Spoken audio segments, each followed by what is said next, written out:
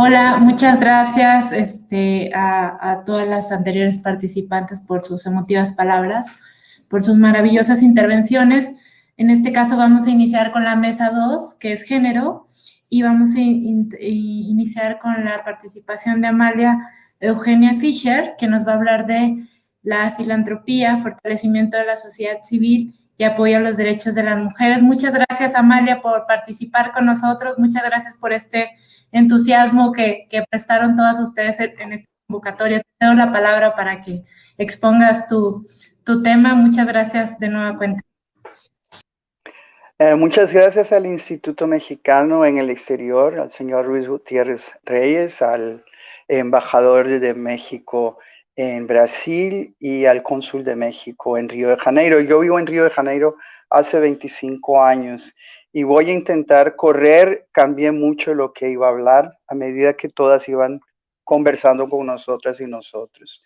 Y buenas tardes a todos y todas. Voy a comenzar con una frase de una escritora filósofa mexicana que a partir del COVID-19 escribió: la así llamada normalidad se dice mucho en estos días y con verdad está en la raíz del problema que condujo a la pandemia. Ella se llama Cristina Rivera Garza.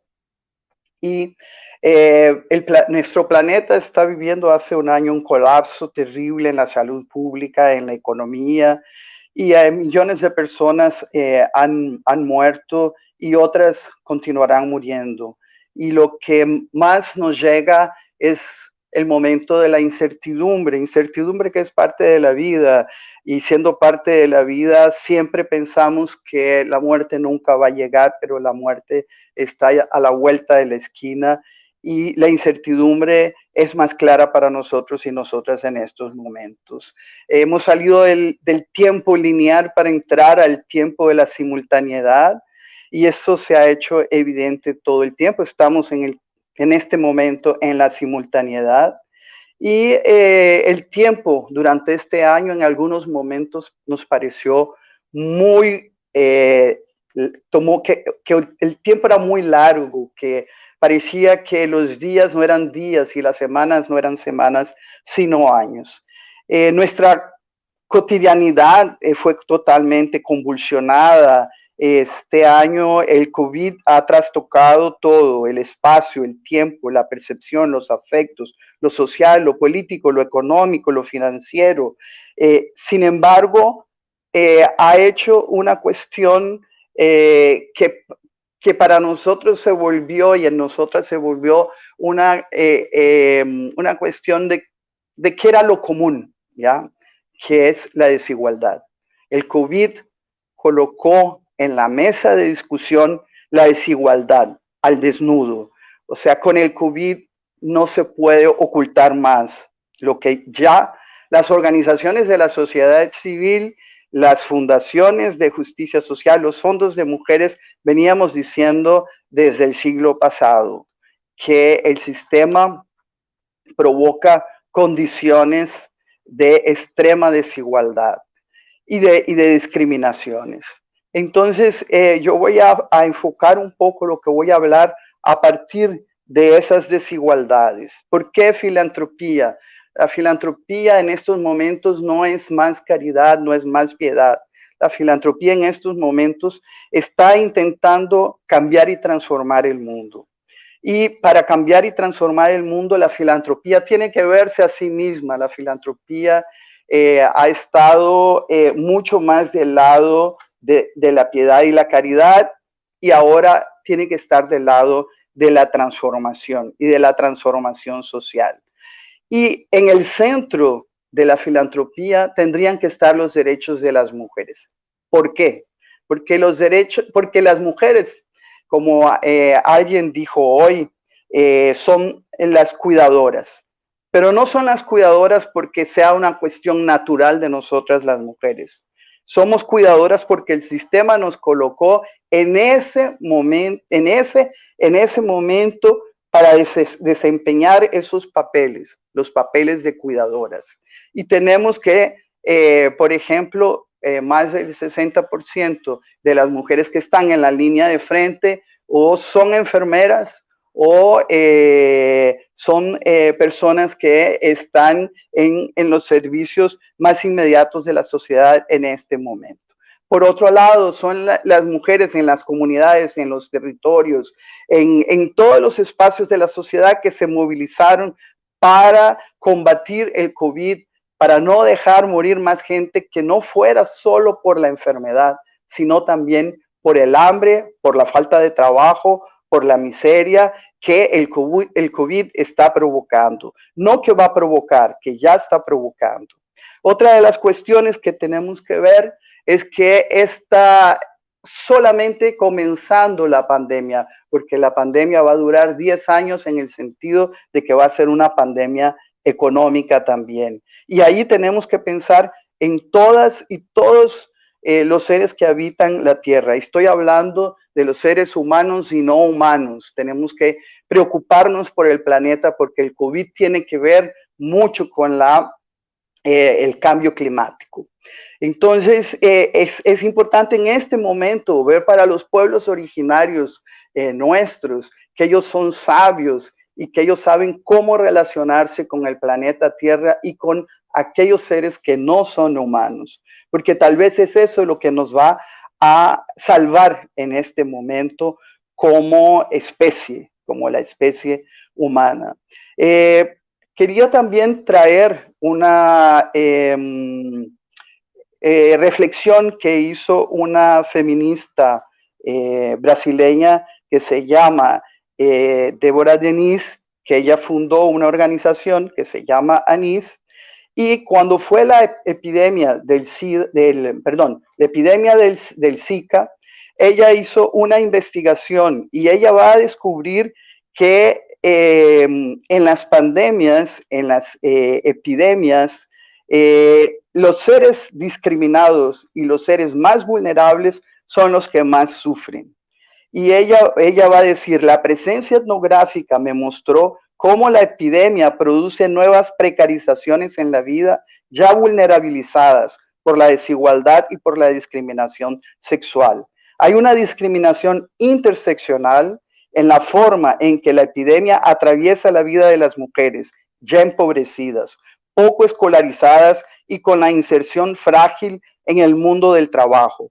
Ahora, además, son también cuidadoras de niños con necesidades especiales, no protegidas por el Estado. Ahí ella se está refiriendo al Zika. Es importante que veamos que al comienzo de este conversatorio se habló de que la pobreza tiene cara, tiene rostro, y tiene rostro de mujer, tiene rostro de niña, pero también tiene color, tiene color de mujeres negras, tiene color de mujeres indígenas, pero también tiene esta pandemia a quien más afecta también, no solo es a los que estaban ya empobrecidos, sino también a la población LGBT que es más desprotegida en este momento. ¿Y por qué mujeres y filantropía? Las mujeres han estado en la filantropía desde antes de la colonia, pero me voy a referir en este momento a la colonia y voy a tomar el ejemplo de Brasil. La filantropía en Brasil se desarrolla a partir de la que conocemos hoy de la colonia, a partir de la Iglesia Católica, y fueron las monjas que fueron desarrollando dentro de la sociedad, y especial mujeres blancas católicas, la filantropía en Brasil. Sin embargo, lo más interesante es, dentro de la historia de la filantropía en Brasil, que las mujeres negras tuvieron una visión muy importante, una visión que las mujeres blancas no tuvieron, y es la visión de la justicia social, la visión de invertir en las personas para que las personas puedan ser libres y las personas puedan tener educación.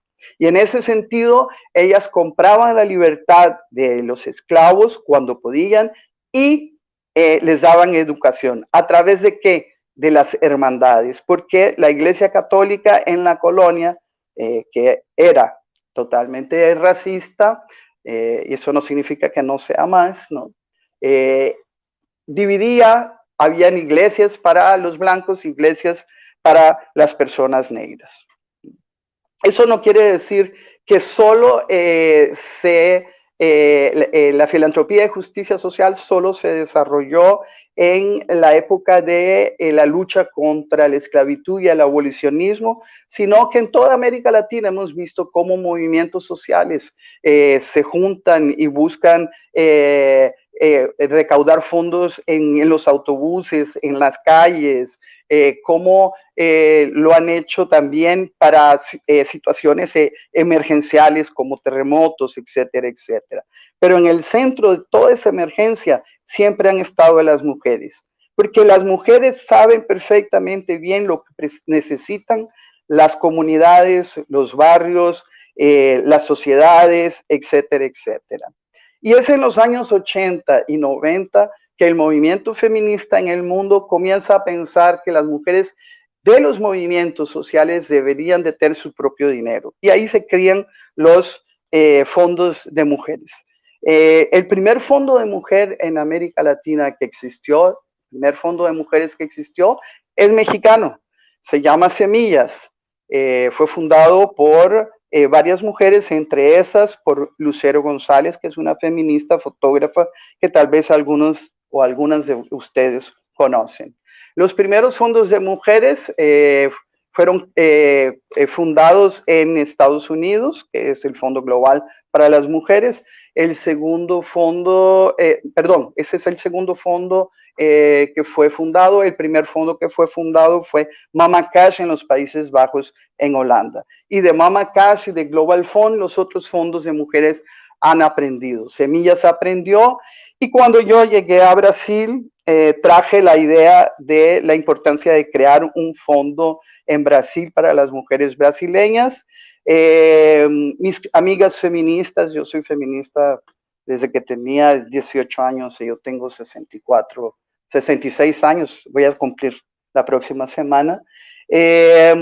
Y yo quise convencer a mis amigas feministas brasileñas de ellas crear un fondo de mujeres, pero dijeron que yo estaba absolutamente loca y que yo lo fundara. Y yo vine a este país a estudiar, yo vine a hacer el doctorado, yo era profesora de la UNAM, y a mí no me pueden decir, Amalia, haz eso, y si a mí me ponen un desafío, yo voy hasta el fin con el desafío. Y entonces, con otras mujeres brasileñas, fundamos el Fondo Elas. Y el Fondo Elas es un poco parecido a Semillas, un poco parecido a Mama Cash, un poco parecido al Fondo Global. ¿Y qué es lo que hacemos? Nosotras movilizamos recursos, donamos recursos para las organizaciones de la sociedad civil, para que las organizaciones de la sociedad civil luchen por sus derechos, defiendan sus derechos y al mismo tiempo puedan hacer cabildeo y puedan colaborar en la elaboración de políticas públicas. No sé cómo estoy en el tiempo, me dicen. Querida Amalia, creo que es interesantísimo todos los temas que tienes. Creo que este tema es fundamental abordarlo desde distintos enfoques. Interseccionalidad es fundamental, enseñárselo a cada mujer del rincón de América Latina, sobre todo que tenemos un rezago en estos temas de feminismo. Me parece fundamental todos los temas que abordas, este tema de la desigualdad que se va a prolongar de mucho tiempo más, unos 10 años más para las poblaciones más vulnerables. Creo que podemos generar algún de conferencia posterior para abordar los temas más a fondo. Me ha dado mucho gusto tu intervención, es muy rica para el tiempo en que participaste. Te doy las gracias por estar acá y quiero cederle la palabra, si no tienes inconveniente, a María de Lourdes González Prieto, que también nos va a abordar un tema interesantísimo, parte del tema que está abordando Amalia, que es el de igualdad de género y calidad de la democracia, si no me equivoco, ese es el tema. Muchas gracias, María de Lourdes. Te cedo la palabra para que expongas tu ponencia. Muchas gracias. Buenas tardes, me llamo Lourdes González Prieto, soy mexicana, muy orgullosa de mis raíces, criada en Querétaro, con raíces familiares en Aguascalientes, Guanajuato y Michigan en los Estados Unidos, con una trayectoria profesional de más de 30 años y 26 de ellos trabajando en materia de desarrollo democrático y asistencia electoral en diferentes países, México, Haití, Burundi y ahora en Paraguay. Agradezco la invitación de manera muy especial al embajador de México en Paraguay, el querido Juan Manuel Nungaray, así como las instituciones organizadoras. Durante estos años he tenido el enorme privilegio de trabajar con mujeres muy sabias y fuertes, feministas y activistas como mi colega que me ha precedido, que han establecido redes de sororidad, colaboración interinstitucional, regional e internacional, así como de producción de conocimiento especializado, que este conocimiento también es el resultado del trabajo sostenido y colaborativo de personas, tanto hombres como mujeres, fuertemente comprometidos con los derechos humanos y la democracia. En suma, lo que les voy a presentar ahora no es mi análisis personal, sino el resultado de muchos años de trabajo conjunto de instituciones y de personas con quienes he tenido la fortuna de coincidir. Y saludo a Lisette Sabais, quien ha estado en el panel anterior y con quien coincidí en Haití justamente. Enorme gusto de haberte escuchado, Lisette. También quiero agradecer la colaboración de mis colegas en Paraguay, de mi equipo, Carmen Echauri y Mical Rodríguez, expertas, que me han ayudado a organizar los datos, información y análisis, así como las propuestas que a continuación les compartiré. Primero, un breve diagnóstico y análisis. Mi organización actual, IDEA Internacional, que es el Instituto Internacional para la Democracia y la Asistencia Electoral, trabaja arduamente en producir y actualizar periódicamente un análisis mundial y regional titulado Estado Global de la Democracia, así como una herramienta especializada titulada Monitor Global COVID-19 sobre democracia y derechos humanos. Para quienes estén interesados, pueden acceder, es de acceso público, en nuestra página web www.idea.int.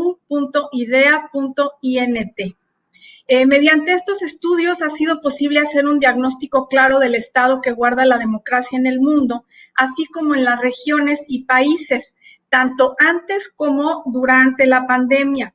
Los principales hallazgos que quiero compartirles hoy referidos a la región latinoamericana son los siguientes. En primer lugar, América Latina es la región más democrática del mundo después de Norteamérica y Europa.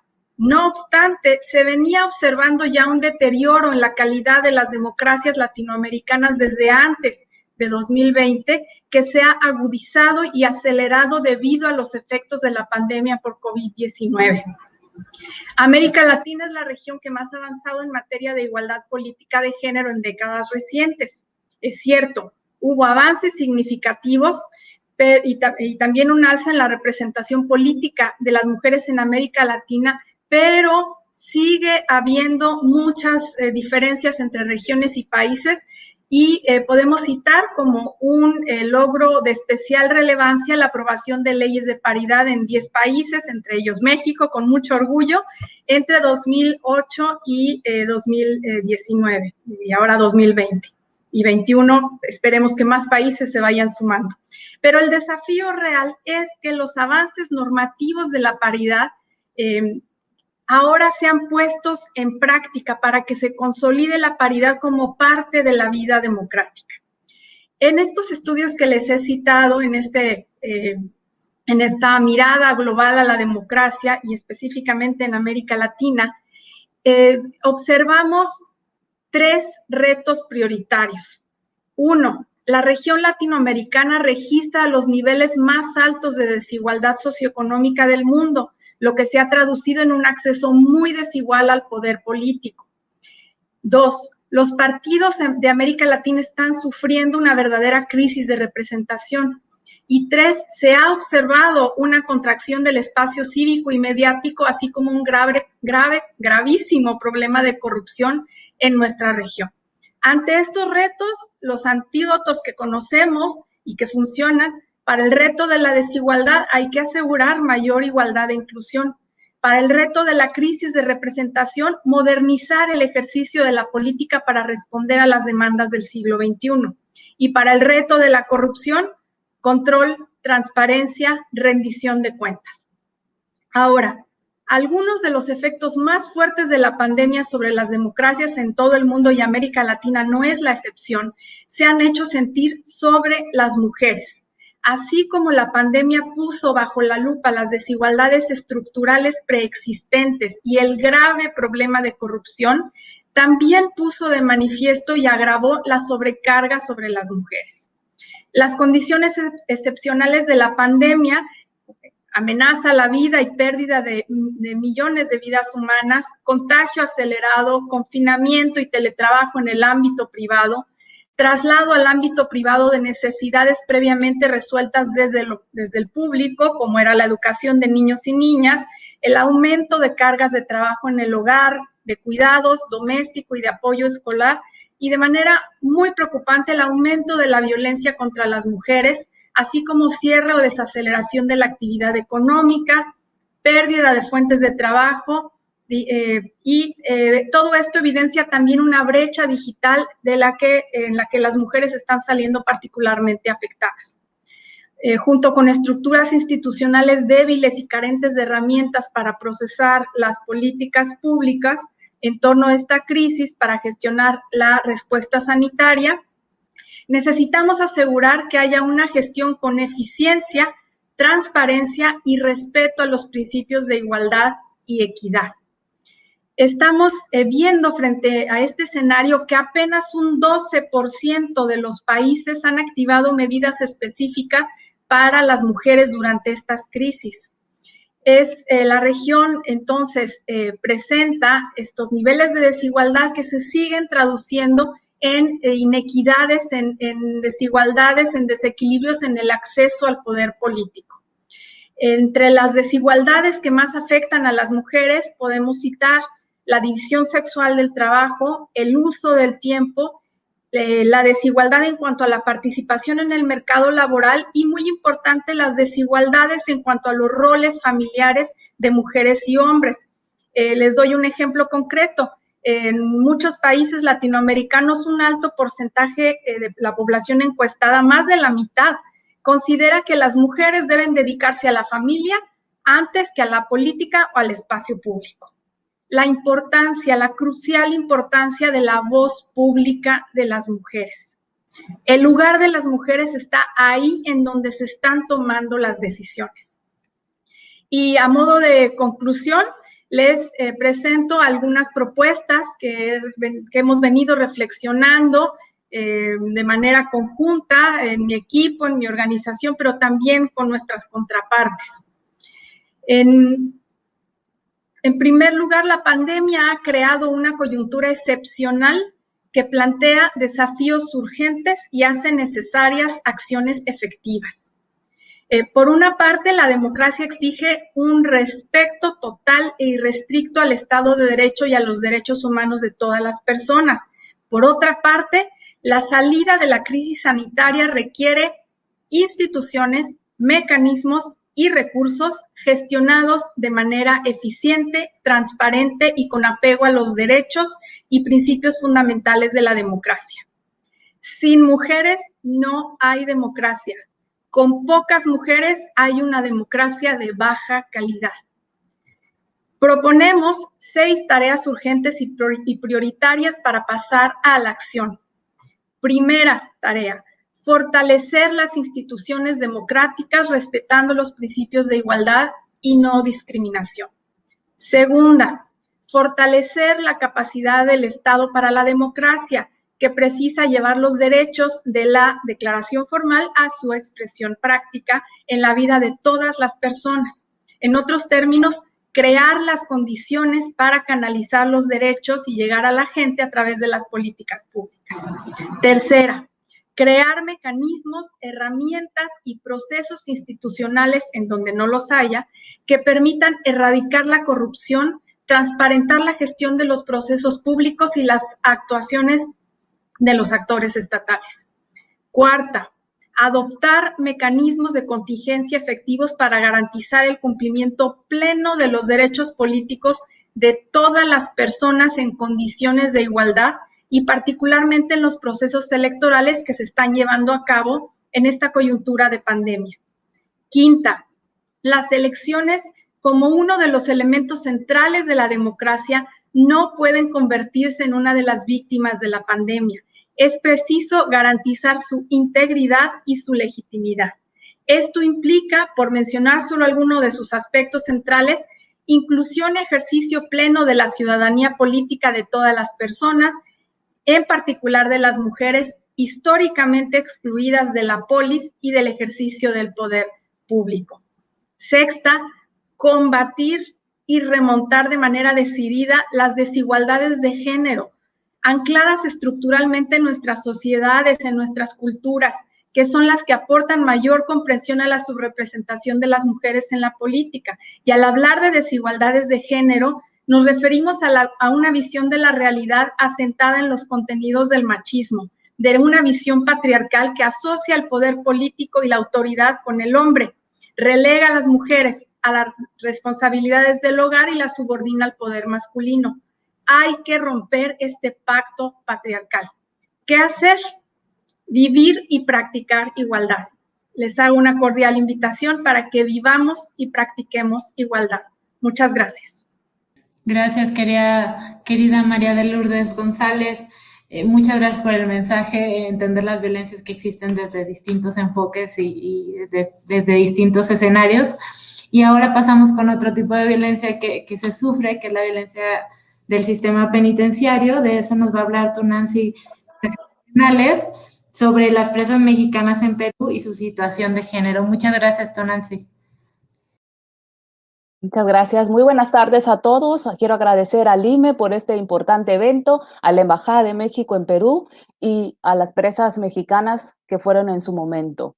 Yo les voy a dar voz a estas mujeres y las voy a visibilizar, voy a hablar por ellas. Y bueno, este tema en particular obedece a una tesis de maestría de mi posgrado en Argentina, también como mujer migrante. Y posteriormente, bueno, llevo muchos años viviendo aquí en Perú y decidí hacerla siempre vinculada a lo mexicano, ¿no? Hacerla aquí en Lima. Se presento la visión de 14 mujeres mexicanas presas por tráfico de drogas aquí en Perú en un periodo del año 2009 al 2015. Es un trabajo etnográfico, antropológico, y bueno, son 14 mujeres. Y ¿por qué? Porque es importante, porque es importante darle voz a ellas, ¿no?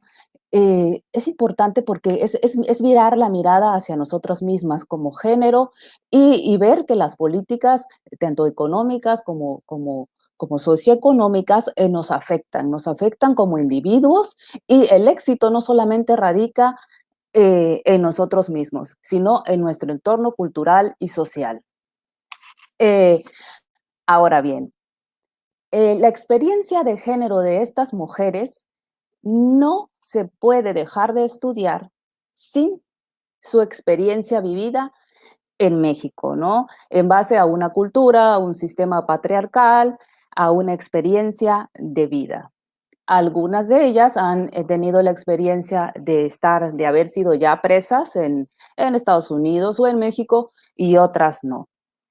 Cabe destacar que estas mujeres vienen de contextos muy desfavorables, muchas de ellas, en su mayoría, otras no, y entonces es ahí donde las políticas entran. Va a ser algo sorprendente, tal vez lo que yo vaya a decir va a sorprender la política sí, carcelaria, ¿no? El sistema de tratamiento penitenciario de acá, de Perú. Entonces voy a hablar de diferentes elementos, ¿no? Donde se vislumbra el enfoque de género en estas mujeres. A su vez, para entenderlo, hay que comprender también el sistema cultural de ideas, de creencias de acá del Perú, basado también en lo legal y en su propio sistema penitenciario, como bien lo dije. Entonces, una vez que ellas llegan, se enfrentan pues a una violencia, ¿no? Que tiene que ver pues que tiene que ver con la diferencia cultural, ¿no? Ese es lo primero. El sistema legal peruano tiene un enfoque de género en el que establece la diferencia entre la imputada y el imputado. Es decir, se le da diferentes tratamientos a ellos y a ellas. ¿A qué quiero llegar con eso, no? En su investigación y en su proceso. A eso me refiero. Es decir, muchas mujeres declararon, a la hora de declarar, que ellas lo habían hecho por necesidad y por darle lo mejor a sus hijos y que no venían en banda, o sea, en grupos, tuvieron mejores sentencias que las que no llegaron a declarar esto. El tiempo de años en las que ellas estuvieron presas va desde los 2 años hasta los 20 años de condena, por una cantidad menor de 6.8, algo así, kilogramos de clorhidrato de cocaína. Más o menos 2 años, ¿no? Con trabajo penitenciario, perdón, con puntos, ¿no? Que ellas logran acceder. Bueno, por ese lado el sistema legal. El sistema de tratamiento penitenciario dirigido a las mujeres tiene también un enfoque dirigido hacia a hacerlas dóciles, a tratarlas como un poco como niñas, un poco infantil, y les va poco a poco metiendo en la cabeza a lo largo de los años que tienen que ser mujeres bien portadas, que tienen que estar bien tranquilas. Eso es en teoría, o sea, tiene un enfoque del sistema patriarcal, el sistema de tratamiento penitenciario. En cuanto a la salud, es uno de los peores, de las peores cosas a las que se enfrentan ellas. En la noche es imposible conseguir una medicina, así te esté pasando lo que le esté pasando. Muchas de ellas afirmaron que el poder salir de sus pabellones se presentaba como algo imposible. En la cuestión de su salud reproductiva, con frecuencia realizaban distintas campañas ginecológicas, polución de menopausia, cáncer de seno, por ese lado. Tienen una posta de salud, de servicios básicos, digamos un centro médico pequeño. Otra cosa también que las violenta mucho es cuando ellas no tienen una enfermedad que es común, ¿no? Un resfriado común, alguna otra cosa, pues ahí es también donde está otra de las violencias, ¿no? de Estado referente a salir. Tienen que conseguir diversos permisos y es ahí donde los consulados tienen bastante poder para lograr esa ayuda, ¿no? En los casos en los que ellas se encuentran muy graves, ¿no? Entonces tienen que acceder a un permiso con las autoridades especiales que llega a durar bastante tiempo. Otra de las cosas también en la cuestión están los derechos sexuales de las mujeres. Tienen permitido las visitas íntimas, solamente tienen que ser parejas estables, por lo general formales. Los derechos LGTB no son perseguidos, salvo si se muestran, ¿no? Hay muestras de cariño. También les permiten estar vestidas, ¿no? Como su elección a género masculino, eso tampoco se persigue. Y otra cosa muy interesante son las visitas familiares. Las visitas familiares se realizan en un patio muy grande, en donde parece un día normal y corriente, una kermés, hay algarabía, hay venta de una cosa, de cosas que ellas hacen, manualidades y todo eso. Es un sistema abierto en el que pueden ingresar cualquier persona. En la cuestión del trabajo, el trabajo está basado en un trabajo de obrero, ¿no? Que todavía sigue con la misma rueda, también que privilegia el emprendimiento en estas mujeres o los micronegocios. A diferencia de los programas en las cárceles de hombres. Las cárceles peruanas, que estoy hablando, perdón, de 2 cárceles peruanas de mínima seguridad, en las que ellas se encontraban, no existía en ese tiempo el programa PASHI, que es la salida de productos comestibles o no comestibles que elaboran los presos. En ellas no existía ese programa. El trabajo es las que las mantiene vivas, es la que les da vida, las que las alegra, las que lo que van y vienen de su casa, como le llaman, ¿no? A los pabellones hacia el patio, donde ganan dinero, donde pueden ahorrar y mandarles dinero a sus hijos. Pero repito, se queda ahí. En cuestión del desarrollo político, hay un tema también muy positivo que es la cuestión de las delegaturas. Estos penales han instaurado un sistema de delegaturas, lo vuelvo a repetir, que tratan de que una mujer que tenga muy buen puntaje sea la encargada de aspectos muy importantes, por ejemplo, de salud, de los teléfonos, de reparaciones, remodelaciones en los pabellones, para que ella dirija y sea la portavoz y transmita lo que dicen las presas, perdón, sus compañeras hacia las autoridades. Es una manera en la que las presas encuentran una cuestión muy positiva, tanto para su desarrollo personal como para su trabajo, ¿no? Muchas de ellas han logrado ocupar grandes puestos y de hecho, hablando alguna vez con la directora, siempre las mexicanas se distinguieron en estos puestos. Tuvieron muy buenos puntos, muy buenas respuestas y además también eran muy queridas por sus compañeras peruanas y extranjeras. En la cuestión de la defensa legal, se han encontrado ahí sí con un problema muy grave de violencia y de cuestión de abuso de autoridad y de estafa, de gran estafa. Muchos de los abogados, sí, en efecto, les han respondido muy bien.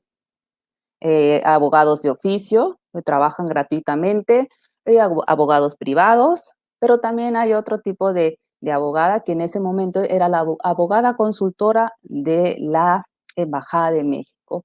De esta abogada que trabajaba ad honorem en la embajada, muchas de ellas tuvieron quejas de estafa y otras no tuvieron quejas de ella, ¿no? Entonces hay un montón de versiones, ¿no? De quiénes sí la estafaron y quiénes no. En la cuestión del sistema de castigo, estas mujeres se enfrentan a castigos que ellas mismas reconocen como sensatos, como castigos que al ellas estar bien, que estuvieron bien en esa situación, pues son meritorios de castigos. Y el sistema de castigos se basa primero en la exhibición social, tienen un pizarrón en donde apuntan apuntan sus faltas, y por otro lado, el castigo más fuerte, dependiendo de la falta, que son llevadas a aislamiento. Aislamiento es una celda apartada de todo, detrás de la cocina, donde no hay nada, y que, bueno, donde ahí tienen todo para dormir y para ir al baño durante 15 días. En eso consiste el castigo. Y estos castigos pueden ser, pues, por pelearse con alguien, por mantener relaciones íntimas o cariñosas, afectuosas entre mujeres LGTB. Esto sí es perseguido. En la cuestión del acceso a la cultura, las mujeres constan con un sistema de televisión que es el mismo para todo un pabellón, el periódico que les llevan sus visitas, nada más es periódico, y revistas que sean mate, que no tengan hojas de color, y Bueno, también tienen acceso a los libros de la biblioteca, ¿no? En que la mayoría pues leen libros de superación personal y de literatura, ¿no? Universal o de otro tipo de ficción. En ese sentido, las mujeres, muchas de las mexicanas, se han desarrollado muy bien, han sabido aprovechar esos momentos de digamos que de tranquilidad, a diferencia de su vida ajetreada que tenían en México, y la han sabido aprovechar. A la vez, muchas de ellas también se han destacado en el trabajo ahí en las prisiones. Y pues bueno, este es también, además, quiero nada más resumir un poquito y decir que gracias a esto yo creé un programa que tiene que ver con la prevención del delito y la gastronomía y el desarrollo, que se llama Te Quiero Comer San Luis en Guerrero, y esto es lo que me dio pues este proyecto. Muchas gracias. Muchas gracias, Nancy. Creo que el sistema penitenciario y con enfoque de género es muy apasionante cómo ver cómo funcionan las cárceles en los distintos países de América Latina y el enfoque interseccional para la atención a personas privadas de su libertad. Nos ha parecido interesante tu ponencia. Creo que amerita una mayor atención. Y por último, para cerrar la mesa de género, está con nosotros la maestra Jimena de Alba, que nos va a dar un mensaje de cierre de todas las ponencias que se tuvieron en esta mesa. Muchas gracias, maestra. Muchas gracias y muchas felicidades al Instituto de los Mexicanos en el Exterior por esta importante jornada en la que hemos escuchado y continuaremos dando seguimiento a las experiencias de grandes mujeres. Gracias, Nancy, por compartirnos las voces de las mujeres mexicanas presas en Perú. Es un gusto poder participar en este evento para conmemorar el Día de la Mujer de las Américas, en reconocimiento precisamente a la lucha de las mujeres en la región. Agradezco poder compartir este espacio y les envío también un cordial saludo de parte de la presidenta de Linmujeres, la doctora Nadine Gassman, quien participará más adelante en este conversatorio. Este 18 de febrero, como se ha venido diciendo, se rinde homenaje a todas las mujeres del continente americano que han luchado por el reconocimiento de sus derechos, mujeres como las que acabamos de escuchar durante toda la mañana, y se conmemora también, es importante destacarlo, la creación hace 92 años de la Comisión Interamericana de Mujeres, que es la primera organización intergubernamental fundada expresamente para avanzar en el pleno ejercicio de los derechos de las mujeres y las niñas. Aprovecho también para destacar que en el ámbito interamericano se adoptó la primera convención que establece el derecho de las mujeres a vivir una vida libre de violencia, la Convención Belém do Pará, que contempla un mecanismo de seguimiento, el cual fue propuesto por México. Precisamente el año pasado, a finales del año pasado, la presidenta de Linmujeres, la doctora Nadine Gassman, fue elegida como presidenta de la 8ª Conferencia de Estados parte de la Convención en su calidad de delegada titular ante el mecanismo. A través del posicionamiento de México en organismos internacionales, como lo hemos escuchado, que promueven el pleno ejercicio de los derechos de las mujeres y la igualdad, se destaca la importancia que nuestro país otorga a la transversalización de la perspectiva de género en todo el quehacer público. México se ha destacado a lo largo de su historia por su compromiso con la igualdad y con la agenda en favor de los derechos de las mujeres y las niñas, en especial en el ámbito multilateral. La diplomacia mexicana ha impulsado iniciativas a favor de los derechos de las mujeres y las niñas, promoviendo los más altos estándares en instrumentos jurídicamente vinculantes y también en la negociación de resoluciones y decisiones en organismos multilaterales y, por supuesto, también a través de las funciones de los consulados mexicanos en el exterior. La promoción y protección de los derechos de las mujeres y las niñas migrantes y en condición de movilidad no es la excepción en este caso. México, desde la diplomacia multilateral, bilateral y consular, ha insistido en que la migración sea atendida integralmente, poniendo los intereses y derechos de las personas migrantes al centro de las políticas, atendiendo particularmente a los grupos en situación de vulnerabilidad, como son las mujeres y las niñas migrantes. Desde el Instituto Nacional de las Mujeres, buscamos generar las condiciones para lograr el empoderamiento de las mujeres migrantes en todos los ciclos migratorios. Sabemos que se requiere de acciones que promuevan la igualdad de género, eliminen estereotipos y atiendan la violencia que sufren las mujeres y las niñas en condición de movilidad.